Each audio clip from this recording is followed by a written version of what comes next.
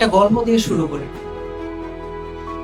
একটা লাইফলেস ছেলে, অনেকটা শোভার প্রতাপের মতো, কোনো কাজ কাম নাই, বেকার যুবক, আজাইরা বসে থাকে, জীবন নিয়ে তার কোনো ভাবনা নাই। তো হঠাৎ একদিন দেখে অনেক সুন্দর একটা যুবতী নদীর পাড়ে পানি নিতে যায়, কাছে কলসি আছে। তো কলসিকে দেখে বলছে, ইস, আমি যদি কলসিটা হতাম কতই না ভালো হতো, জীবনে অন্তত একটু একটু আরামে থাকতাম। তখন কলসি ওকে জিজ্ঞেস করতেছে, হে যুবক, তুমি জীবনে কি করছো যে এরকম আরামায়েশ চাও? তখন ওই আবার জিজ্ঞেস করে, আরে ভাই, তুই তো একটা সামান্য কলসি, তুই কি করছিস লাইফে?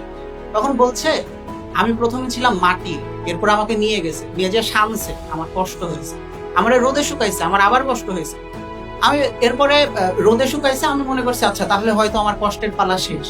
এরপরে দেখতেছে আমাকে আগুনে দিছে, ভাই আমার জীবন তেনা তেনা হয়ে গেছে, তা আমার কষ্ট শেষ হয় নাই। তো তারপরে যখন আমাকে বাজারে নিয়ে আসলো, তখন এই যুবতীর বাবা বাজারে আসে, এসে আমার কানের ভেতরে টোকা দিয়ে আমাকে টাকা দিয়ে কিনছে। হ্যাঁ, তো ছিল সামান্য মাটি, এরপরে এসে কলসি হলো এবং তাকে টাকা দিয়ে কেনা হলো। এখানে কি আমরা কি মিল করতে পারছি গল্পের সাথে নিজেদেরকে? আচ্ছা, এখানে আমরা যারা বসে আছি আমরা সবাই ঠিক তাই, আমরা কিন্তু সাধারণ শিক্ষার্থী ছিলাম, জাস্ট যারা চান্স পাইনি তাদের মতোই কিন্তু আমরাও ছিলাম একদম সাধারণ শিক্ষার্থী। কিন্তু আল্লাহর রহমতে আমাদের পরিশ্রম, ভাইয়াদের মেন্টরিং, এই সমস্ত বিষয়, বাবা মার দোয়া মিলিয়ে আজকে আমরা ঢাকা ভার্সিটির স্টুডেন্ট।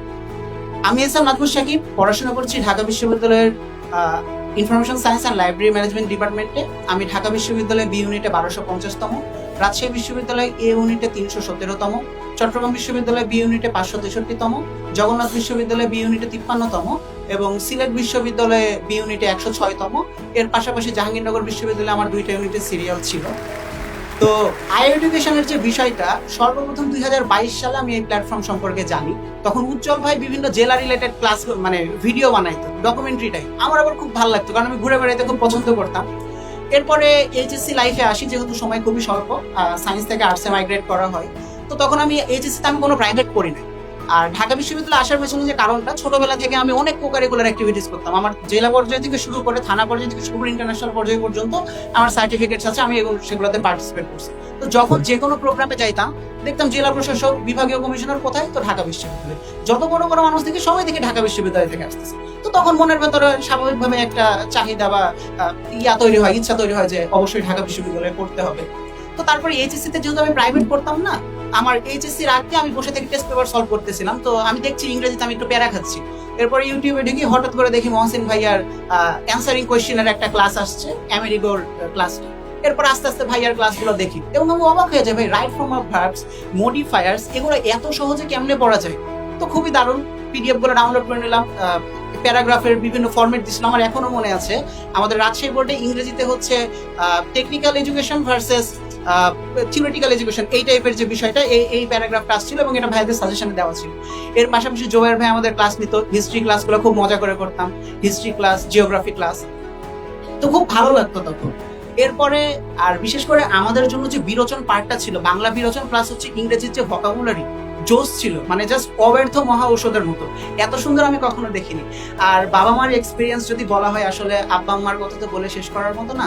তো আমার মনে আছে, আমি যখন এক্সাম তো আমাদের ছিল জানুয়ারির 25 তারিখে, তো সেদিন ছিল শনিবার, জানুয়ারির 19 তারিখ, সেদিন বৃহস্পতিবার। আম্মা রান্না করতেছে, আম্মাকে বলছি, আম্মা আমি কি ঢাকা বিশ্ববিদ্যালয়ে চান্স পাবো?